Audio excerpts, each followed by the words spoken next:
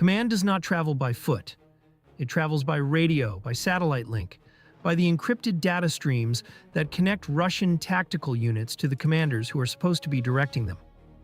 Sever that connection, not at the artillery battery, not at the infantry company, but at the node that is connecting multiple units simultaneously. And you do not disable one unit. You disable the coordination between all of them at once. Mid-April, Ukrainian drone operators identified exactly that kind of node on the Eastern Front. A Russian Tigr-M armored vehicle, distinctive in its antenna configuration and its movement pattern, was operating as a mobile command post, the communications hub, connecting at least 3 Russian tactical battle groups to the operational command element above them. The vehicle was moving. It was being managed carefully. Its crew understood they were a target and were using the shoot-and-move discipline that high-value command and communications assets use to stay alive on a battlefield where Ukrainian intelligence is constantly looking for exactly what they were. They were found anyway. Ukrainian drone operators tracked the vehicle through multiple relocations. The engagement was precise, coordinated, and complete. And in the hours that followed its destruction, the 3 Russian tactical groups that had been coordinating through it found themselves operating without the vertical command link that Russian doctrine depends on, while Ukrainian forces, monitoring the disruption, used the window to strike at 2 positions that the absent command coordination could no longer protect. This is the story of that engagement, and this is what the loss of one vehicle cost Russia across an entire section of the Eastern Front. The Tigr-M in the configuration identified by Ukrainian operators was not a standard infantry vehicle. The standard Tigr-M is a light multi-purpose vehicle comparable in role to a military utility truck, useful for personnel transport and light utility functions, but not operationally significant in the targeting sense. The specific vehicle that Ukrainian operators identified was a command and communications variant fitted with satellite uplink antennas, encrypted communications terminals, and the power systems needed to support continuous operation of the communication suite that made it valuable. This configuration, identifiable from drone observation by the antenna profile and the specific vehicle behavior patterns associated with a communications relay node, elevates the Tigr-M from a vehicle to a target. The identification came from sustained observation of communications traffic patterns in the sector, combined with visual observation of the vehicle's movement behavior. Ukrainian electronic intelligence teams monitoring the sector had been noting a concentration of encrypted communications traffic centered on a moving source, a single node that appeared to be aggregating and relaying traffic from multiple subordinate sources while maintaining an uplink to a higher command element. The pattern was consistent with a mobile communications relay, a vehicle that was serving as the switching point for multiple units' command communications. Visual confirmation by drone operators established the vehicle's identity. The Tigr-M's antenna configuration matched the profile of Russian communications command vehicles that Ukrainian analysts had cataloged from previous observations and from captured equipment analysis. The vehicle's movement behavior, the regular relocations, the preference for positions with good radio horizon coverage, the periods of stationary operation that corresponded to identified peaks in the communications traffic pattern, was consistent with active management of a communications relay node. The tracking operation that followed the identification was sustained across multiple relocations. The Tigr-M crew was experienced.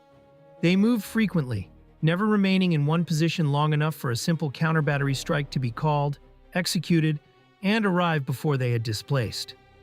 They used terrain masking to reduce their exposure to direct observation during movement.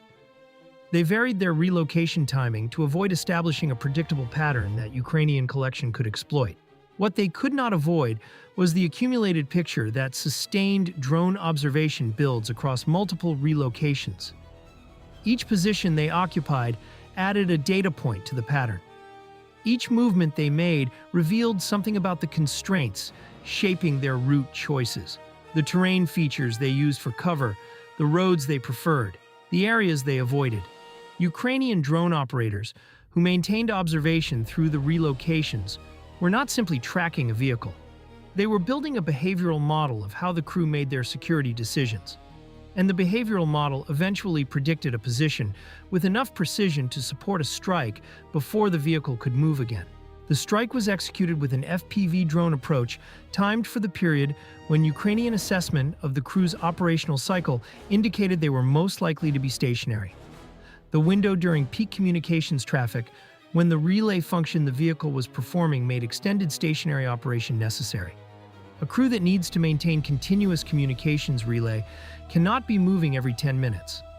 The technical requirement of their mission created the operational window that Ukrainian operators found and exploited. The FPV strike hit the vehicle's antenna assembly first, not the vehicle hull, but the external communications infrastructure that made the vehicle operationally valuable. A second drone strike, following seconds later, hit the vehicle's electronics bay, where the communications processing equipment was housed. The vehicle stopped. Its communications function ceased. The satellite uplink that had been connecting 3 Russian tactical groups to their operational command element went dark. The silence on those command nets was immediate and disorienting for Russian unit commanders who had been operating in continuous coordination through the link. Russian tactical doctrine is built around vertical command integration. The continuous flow of orders, situation reports, fire mission requests, and coordination calls that moves between echelons through the communications architecture that the Tigr-M had been maintaining. When that architecture fails, Russian junior commanders face the decision whether to continue operating on last orders received, to halt and wait for communications restoration, or to attempt lateral coordination with adjacent units through alternative means. Russian command culture, which does not reward individual initiative, and which has documented institutional penalties for commanders who make decisions outside their authorized mandate, creates a powerful pressure toward the second option. Ukrainian commanders monitoring the electronic picture in the sector observed the disruption immediately. The communications traffic that had been flowing through the relay node went silent. The subordinate unit's traffic, previously aggregated and forwarded by the relay, became fragmented and in some cases disappeared entirely as crews without communications to higher command reduced their own transmission activity. The signature of command disruption was visible in the electronic picture within minutes of the Tigr-M's destruction. Ukrainian forces acted on that disruption within the window it created. 2 Russian positions that Ukrainian intelligence had previously identified as high-value targets, a forward artillery observation post, and an ammunition pre-positioning point, had not been struck earlier because the coordination overhead of striking them, while Russian command was functioning, risked triggering a rapid response that would complicate the engagement. With Russian command coordination disrupted, that concern was reduced. Ukrainian precision fires, drone-delivered munitions against one target, artillery against the other, struck both positions within the window of Russian command disruption. The artillery observation post that was struck had been directing Russian fires against Ukrainian positions in the sector. Its destruction eliminated that fire's coordination capability. The ammunition pre-positioning point struck simultaneously contained the ready ammunition stocks for a Russian battery preparing for fire missions in support of planned ground operations. Its destruction, with the secondary explosions from the stored ammunition providing confirmation of the strike's effectiveness, reduced Russian fire's capacity in the sector for the period required to resupply from deeper storage. Both strikes were enabled by the disruption that the Tigr-M's destruction had created. Neither would have been executed against a command system that was functioning and capable of coordinating a rapid response. Now let us examine what Russia lost across this entire engagement sequence. The Tigr-M command and communications vehicle itself carries a replacement cost of approximately $800,000 to $1.5 million USD for the vehicle platform, plus $2 to $4 million for the satellite communications suite, encrypted terminals, and specialized electronics that constitute the communications relay capability. Total vehicle and equipment replacement cost, $2.8 to $5.5 million. The artillery observation post destroyed in the follow-on strike. The personnel and equipment at a forward observation post represent an investment of approximately $500,000 to $1 million in specialized equipment. The observation devices, the laser rangefinders, the communications equipment, the shelter infrastructure, plus the loss of the trained forward observers whose skills take months to develop. The ammunition prepositioning point destroyed. The secondary explosions from the strike indicated stored artillery and mortar ammunition with a conservative estimated value of $3 to $6 million at current Russian procurement costs. Total direct material cost of the full engagement sequence, $6.3 to $12.5 million USD. But the operational cost is substantially larger than the sum of these material figures. The disruption to Russian command coordination created by the Tigr-M's destruction, the hours during which 3 Russian tactical groups operated without their vertical command link, represents an operational gap that affected Russian military effectiveness across the sector in ways that are difficult to quantify, but that are real and significant. Fire support coordination for Russian ground operations in the sector became less effective. The responsiveness of Russian forces to Ukrainian actions was reduced. The ability of Russian commanders to manage the battle across multiple simultaneous tactical situations was degraded. The 2 follow-on strikes that Ukrainian forces executed during the disruption window capitalized on that degradation. Russian commanders who would normally have been able to coordinate a rapid response to incoming fires, repositioning assets, initiating counter-battery action, directing electronic warfare to degrade the guidance systems of incoming munitions, were managing a communications crisis simultaneously. The follow-on strikes landed without the level of defensive response they would have encountered against a functioning command system. The destruction of a single Tigr-M command vehicle produced in cascading sequence the disruption of 3 tactical groups, the successful strike of 2 additional high-value targets, and a window of reduced Russian effectiveness across the sector that lasted hours. This is the operational leverage that targeting command and communications nodes provides, leverage that extends far beyond the replacement cost of a single vehicle, and that affects the entire command-dependent force that the vehicle was connecting. Ukrainian drone operators spent days building the behavioral model that allowed them to find the Tigr-M in its movement cycle. Ukrainian intelligence specialists identified the vehicle's role from its electronic signature and its operational behavior. Ukrainian FPV operators executed the strike in the window that the crew's operational requirements created. Ukrainian commanders used the disruption to execute follow-on strikes that the disruption enabled. 1 vehicle, 3 disrupted tactical groups, 2 additional targets destroyed, a section of the Eastern Front that fought less effectively for hours because its command connection was severed. Russia relies on command integration to function. Ukraine severs the connections that integration depends on. The command vehicle is gone. The silence on the Russian command nets was brief but costly. And the Ukrainian forces that filled that silence with precision strikes are still holding the front that the disrupted Russian command was trying to break. Ukraine cuts the command thread. Ukraine strikes what the silence reveals. Ukraine holds. To understand why targeting command and communications nodes represents such high operational leverage, it is necessary to examine the specific architecture of Russian command and control in eastern Ukraine, and why that architecture, by its design, creates vulnerabilities that Ukrainian targeting operations are specifically structured to exploit. Russian military command operates on a hierarchical vertical model. Orders flow downward from higher command echelons to lower ones. Situation reports flow upward from lower to higher. The communications architecture that supports this flow, the radio relay systems, the satellite uplinks, the encrypted data networks, is the physical infrastructure on which the entire command system depends. Without communications, the hierarchy exists in theory, but cannot function in practice. A Russian battalion commander who cannot communicate with his regiment cannot receive orders, cannot coordinate fire support, cannot synchronize his actions with adjacent units, and cannot report his situation to commanders who need that information to manage the battle. This dependency is more severe in the Russian military than in some peer militaries because Russian command culture does not compensate for communications failure with decentralized initiative. A Ukrainian unit commander who loses communications with higher command has the training, the authorization, and the cultural expectation to continue operating based on mission intent, to make tactical decisions independently while working to restore the communications link.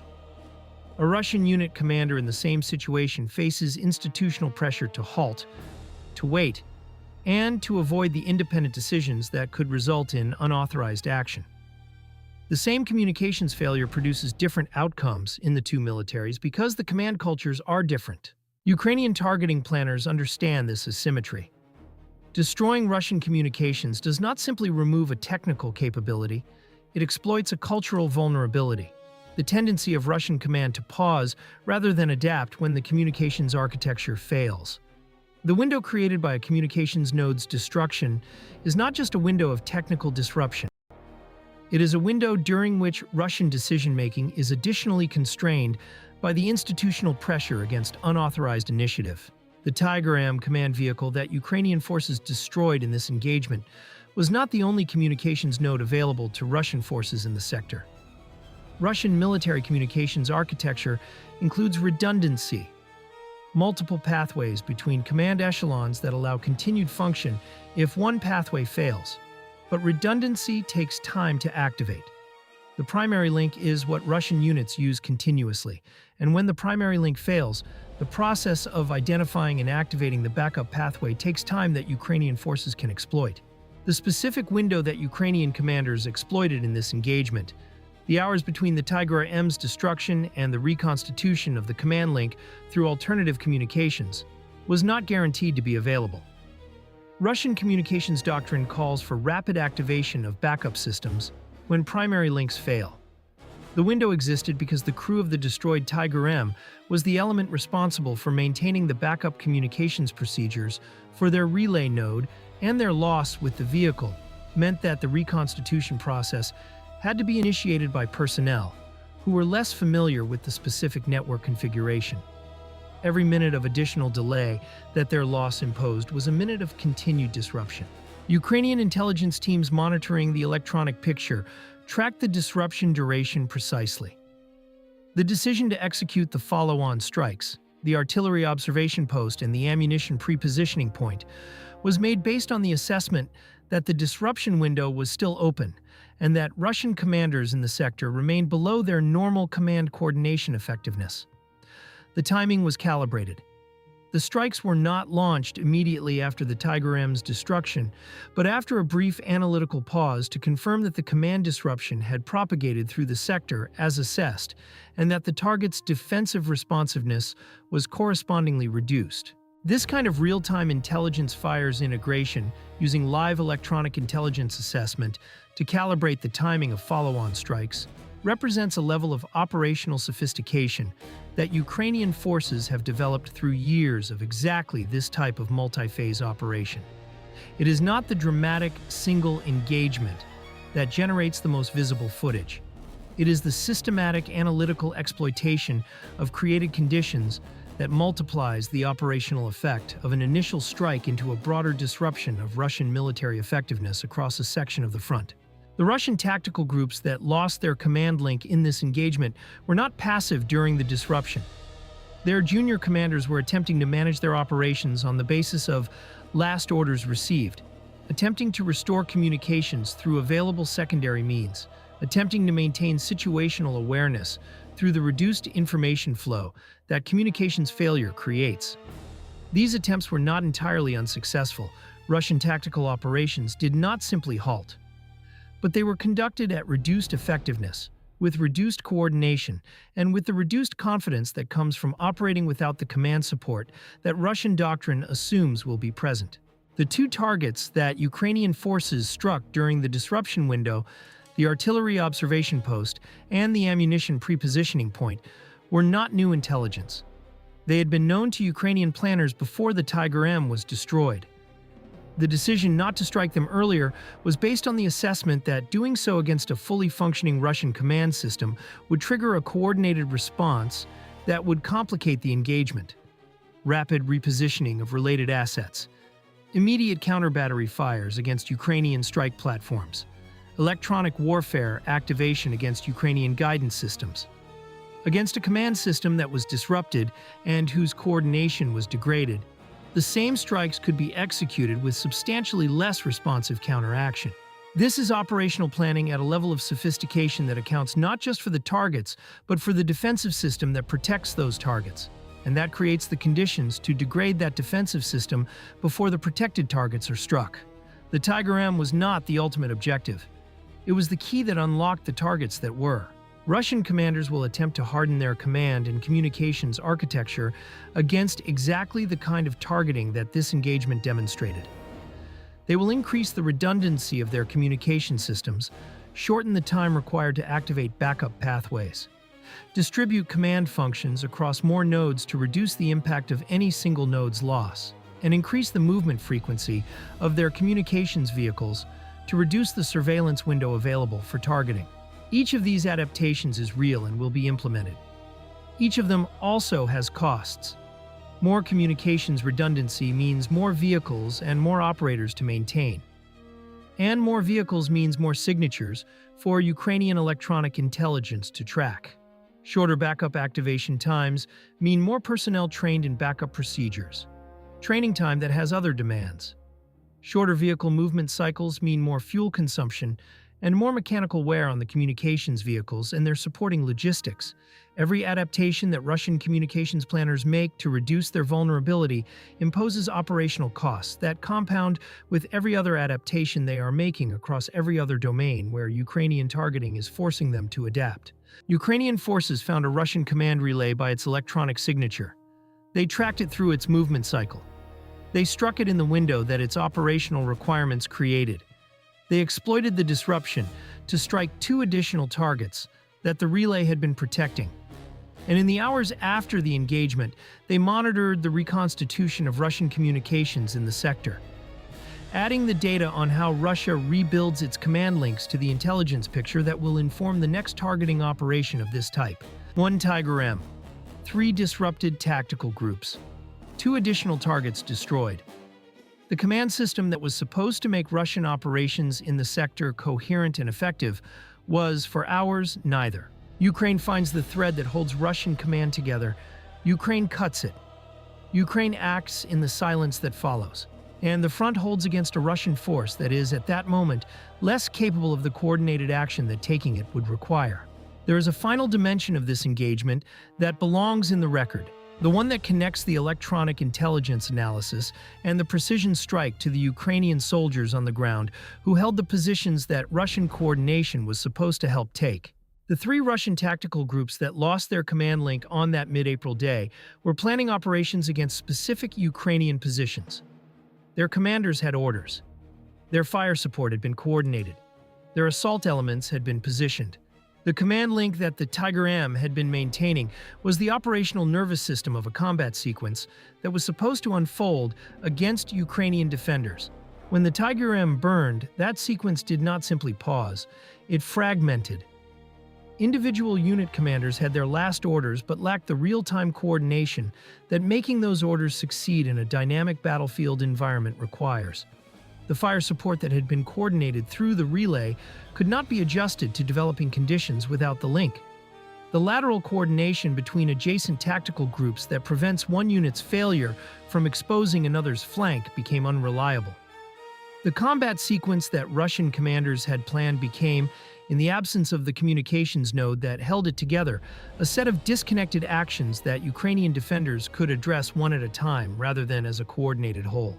Ukrainian defenders in the positions that sequence was aimed at did not know in those hours that the Russian coordination they were facing had been degraded.